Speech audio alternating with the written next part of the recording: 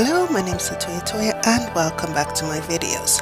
In this video, obviously, we are going to be talking about Chizuru and the fact that I was so mistaken with Chizuru.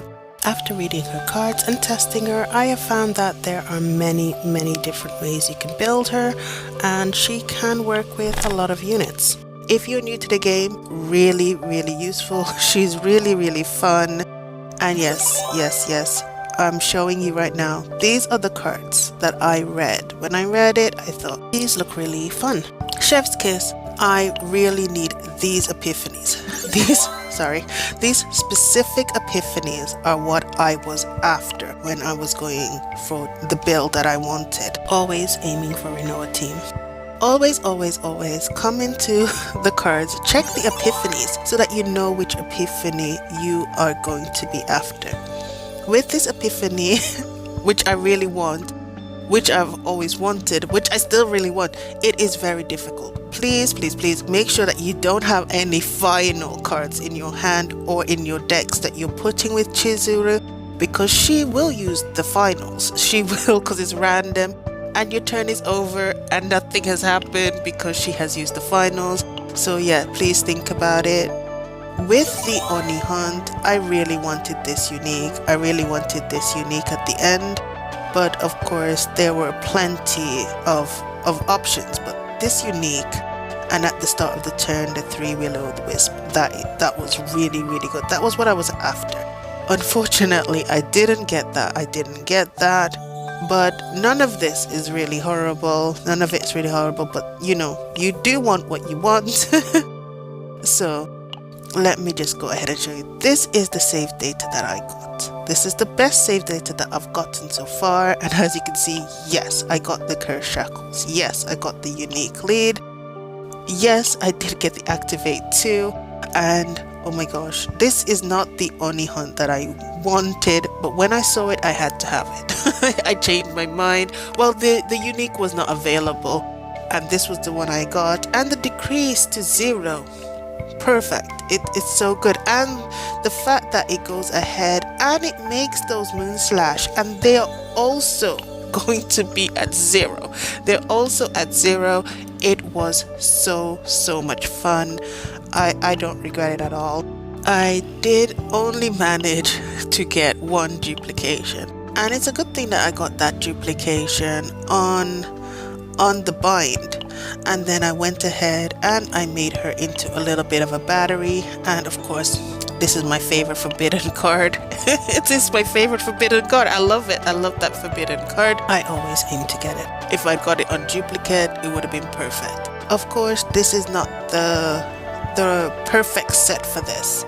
It does work because she goes first, but most of the time I'm not left with 3 or more cards in my hand. I am not, sadly, because she uses up a lot of the cards. She does, but this 40% damage, really good. I am happy. I wish I'd gotten the gauntlets in the center there, but for the equipment, it was a really good run. Seeing equipment is rare. Now, as you can see, I did go ahead and I did a level. It was a level 12. It was a level 12. I did to get the 130 faint memories, and I did go ahead and I did that with Renoa. And I don't have that save data set anymore because I had to clear out my save data sets, but I will tell you that I did go ahead and I got the epiphany for the create 3 bullets. I would usually go for the ignition. I would usually say go for the ignition and get the bullet at the start, but not with this deck, because remember, you are going to be using a random card. You're going to be using a random card, 2 random cards at the start. There is no point in that 1 edition because that's just wasting. That's just a waste. So you wanted her to go ahead and use that card, right, to create the bullets, and then she won't waste the points on getting on using the bullets for. That's a waste. So also I went ahead and I got this one at the end of the turn. Again, it just so that if she randomly uses a card at the start, it doesn't waste. It doesn't waste the turns. You have to think about it logically. What can I get that she cannot just waste? She can just waste and not be useful. So just a little forward planning. This is perfect because if she uses it, it's based on what's already gone into the graveyard, not about what's in my hand. That's perfect. It just lines up great. If she uses this, it will obviously let me. I do not for once recommend the exhaust because she will again use this. It will throw all the cards in your hand away. You might have wanted to use one of those. Do not do that. Do not do that with her. You do not want all of this. You can go for a retrieve on for all of them if you are so inclined, but I would also say go ahead and get this one, and that discards up to 2 cards in your hand, right? But that's fine. That's fine because that's only 2 cards gone. You know, it will always be only 2 cards gone, and then that will go into her bind damage. That will go directly into her bind damage. That does not waste. That's not a waste, and that's what you want to line up the cards so that you know that you're not wasting anything. Because as long as you have the shackles, you will have a shadow of the moon in your hand. You will have it. You will have it, and the damage will just go straight into this, and you don't have to worry about, oh my gosh, did I do this? Did I do that? No, any card that you have, of course, if this is used, that's fine. You would normally want it to use after the flowers, but you know, it's better this way for the synergy. Again, you can go ahead and you can use her with Luke. She does really well. Go ahead and get the 0. Get the bullets. You can use this and that's fine. Then she won't waste her turn on the 0 cost bullets. She won't. Or you can go ahead and get the retrieve. That's fine. It'll come back. You'll still have the bullets. It's fine. You do not want her to use any of the 0 costs. You can use those yourself. You want her to use the expensive cards, right? So go ahead. Of course, you can go ahead and get the 0, but again, you're going to be wasting. You're going to be wasting that. So go ahead and create the 3 bullets. That is a better option because then you have 3 bullets that you can still fire off, and she's used that 1 cost for you. Then you can use the 0 cost for yourself. Of course, you can also use this. It's all good. It's all good. Of course, this one is based on bullets mainly, unless you go ahead and you get the attack card. If you do this and you get the attack onto the bind card, because again, she will have that bind because you will have those shackles, this will go straight into that, and then you can go ahead and use that. Same for this card. You can go ahead and you can put your damage into or based on the attack cards used.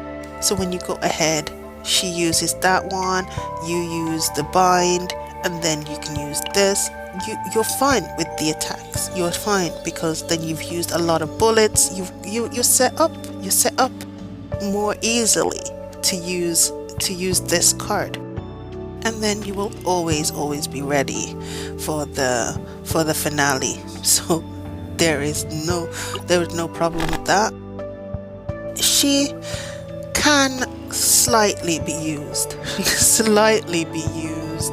with my guy Chiron here, but not really, not unless you already have the initiation and you can go ahead and, you know, give the flowers something to do. Or else, again, with Chiron, if you're not set up for Chiron, you're wasting time and you're adding extra things to your hand.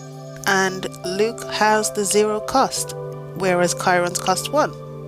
Luke is just a better fit. You don't have to check. I just showed it to you. Moving on.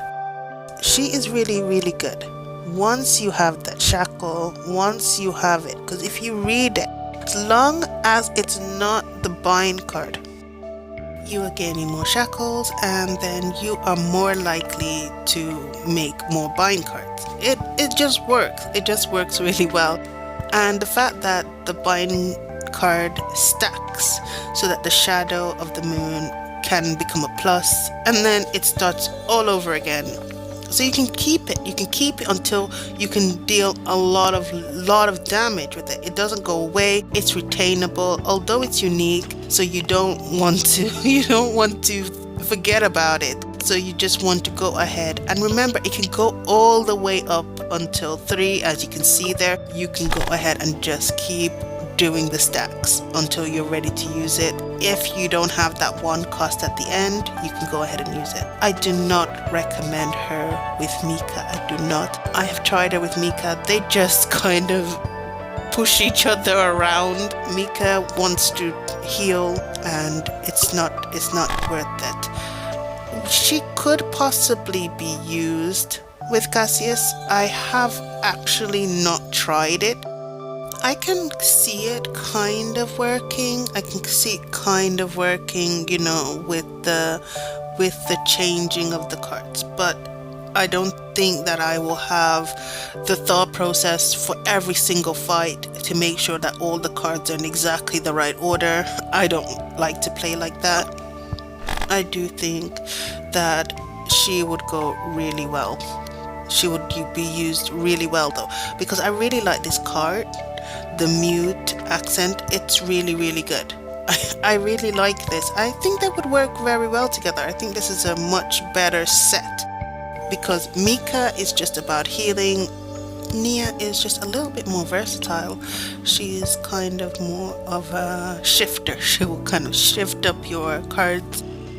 You know, just make sure that you're not wasting your valuable turns, and the 0 costs are good. I did want to try her with a defender, but unfortunately the only defender I have is Amir, and I have not built them. I have not built them at all.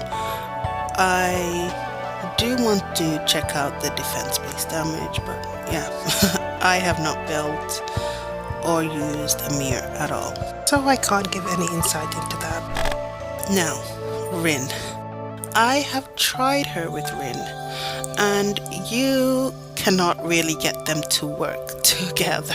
I have tried, because I have done an all void run, because it would do a little bit more damage, especially in the void chaos, and I was going for a 13, so getting void damage was the key. They do not work well together. Early on, when they're unbuilt, you can try to put one of them forward and see, but they don't support. And as much as you could put Chizuru into the background, you cannot really put Rin into the background. Rin has to go first. And my favorite card for Rin is that she has to be in her stance, and we all know that in order for her to be in her stance, most of the time she does need to go first, because if you want to make it so that she's always in her stance and that she's always at the max usefulness, you will have to go and make it so that she is in her stance. This card here, where you can move the other cards to your hand, of course they are really, really good cards, but they only work really, really well if she is in her stance. And you can go ahead and make sure that she's always in her stance over here, and then once you've done that, that's fine, but you cannot really push Rin into the background. She is more of a standalone character, or more, I say, she wants to go first. You have to let Rin go first, and then everyone after. And of course you can make Chizuru into a passive character her, because if you get all the uniques and you get all the initiations, you can get her out of the way on the first turn, and then you can always just use her bind last. So she can work with her, but that's up to you if you want to do that. You will have to choose your epiphanies wisely. You can go ahead and try her with Yuki. I do not recommend it. Yuki needs her cards to go in a certain order to be amazing. You do not want to hold her back. And like I said, you can go ahead with Chizuru and get all of her uniques and her specials out the way, and then just let everybody else go and then get her to go, if that's the way you want to play, and just rely on the bind. You can also go ahead and use Veronica as well, because Veronica is also more of a passive character. You're more interested in getting her to use her ballista. You want her to use her ballista as much as possible. That's what you should be building around, so that she's doing all of that damage, you know, because she can do that all passively. So they can kind of work if you can make them both, you know, do their damage passively, and then you can go ahead and take advantage of that. That's perfectly another way to do it. I don't want to tell you how to build. You should be having fun exploring. I'm just showing you how I've explored, what I've done, how much fun I have personally had with her. There is no right and wrong way, just some ways are easier than others. And like I said, my greatest joy was this run. It was a really fun run, even though it was very difficult because she does not have a lot of damage. When you're going into any high level chaos, you want to make sure that she's doing a lot of damage. All your characters are doing a lot of damage, and she just couldn't. She couldn't do it. We couldn't handle the amount of damage. So I'm just showing you here that her partner is 55. Of course, I'm doing that for the growth event, so she has to be 55. But the fact that CHIZURU works really well at a level 30, that was amazing. I did start her off at a level 20, but I moved her up just because she kept failing with a little 1% damage left on the boss, 1 HP left on the character. Then it was just a little bit annoying, so I took her up to 30. But yeah, I was wrong. CHIZURU, really, really, really fun. I hope that you guys are having a lot of fun with her. She is the reason why I went ahead and I got Rinoa and Luke up to 60, just because it was so much fun just to play with her, even at a low level. If she wasn't Void, she would already be max too. It's a lot of fun. So go ahead, enjoy. She does not have to be excellent to be up there. I'm just quickly showing you what I have on there. It's nothing special at all, and she did really, really well. I have had a lot of fun. If you do not have her, go ahead. There is a little testing area in the event. You could just go ahead and play with her. Obviously that's more at base, and as you can see, yeah, mine is more or less at base, but yeah, she was very useful. I'm glad she came home early, and yeah, nothing else to say. Have fun. If I do get a better data set on her, I will of course show it, and I will of course say who I used her with and how I got there, like I did in this video.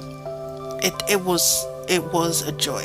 It was a joy, and it will be. I will definitely get a better data set on her, and I will also be sure to see you guys in another video, because I will definitely get a better set on her. I'm so proud of my Luke. I'm such a Luke fan girl. I'm really proud of my Luke here. So I'm just going to show him off a little bit. So make sure that you get the right cards. Make sure that you're getting the cards. Sit down, just have a look. I know it's the boring part. Just have a look, have a little read. Which cards do I think will work good?